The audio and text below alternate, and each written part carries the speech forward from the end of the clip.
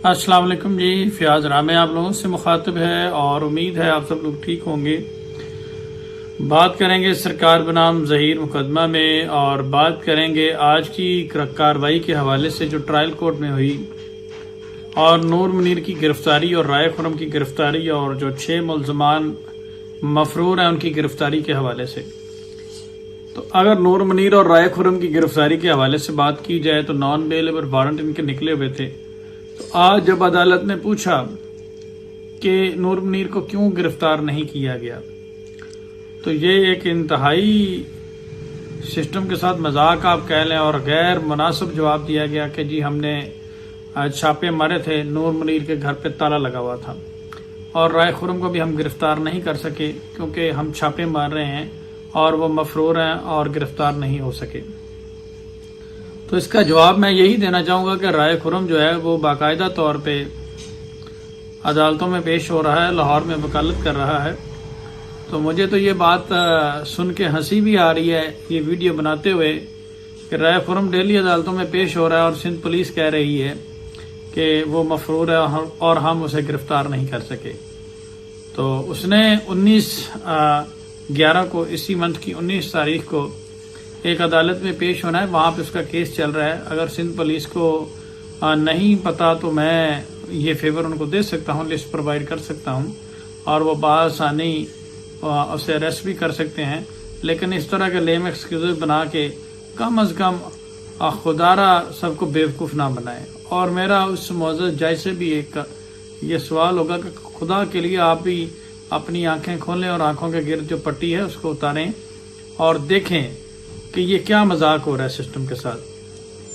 एक खातून और जो मुल्ज़म है वो अभी तक मामूली से केस में गिरफ्तार नहीं हो सके, इतने हाई प्रोफाइल केस में गिरफ्तार नहीं हो सके, तो दूसरे केसेस में क्या क्या होता होगा।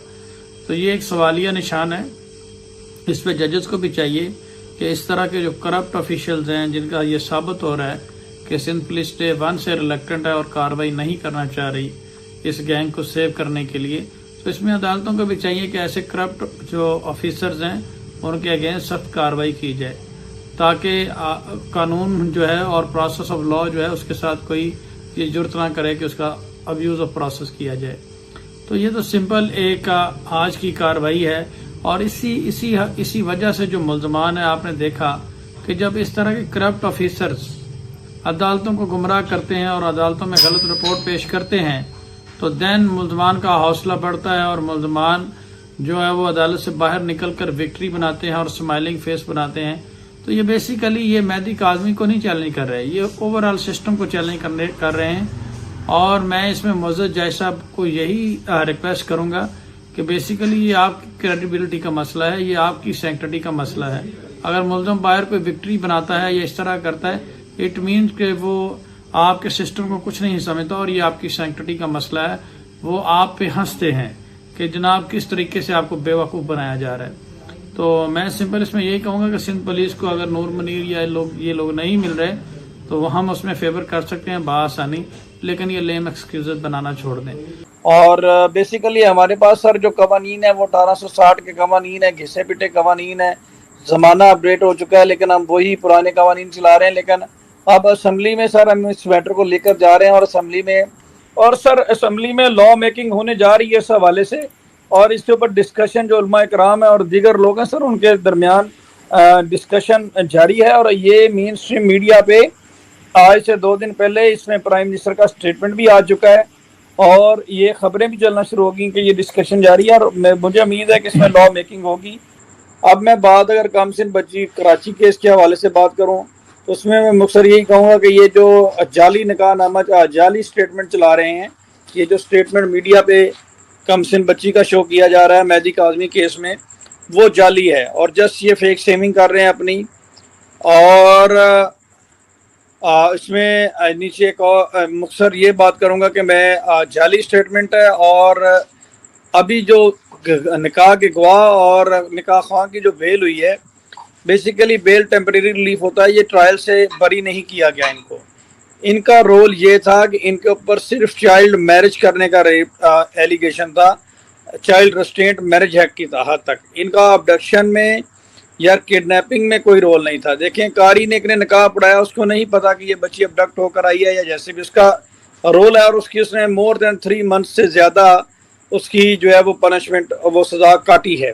जो अदालती फैसला है उसमें भी बड़ी एम्बिग्विटीज़ हैं। उन्होंने 164 के स्टेटमेंट के हवाले से बात की, तो सिंपली मैं इसमें यही कहूँगा कि जो सिंध हाई कोर्ट का सर ऑर्डर है वो अगेंस्ट दी लॉ है। वो इस तरह से अगेंस्ट दी लॉ है कि वहाँ पे एक बेल का कुछ तरीकाकार होता है, कुछ कवानीन होते हैं। बेल स्टेज पे आपने लेनी होती है टेंटेटिव असेसमेंट, रफ असेसमेंट लेनी होती है, और डीपर एप्रिसिएशन अलाउ नहीं होती है। आपने डीपली चीज़ों को जाकर नहीं देखना होता।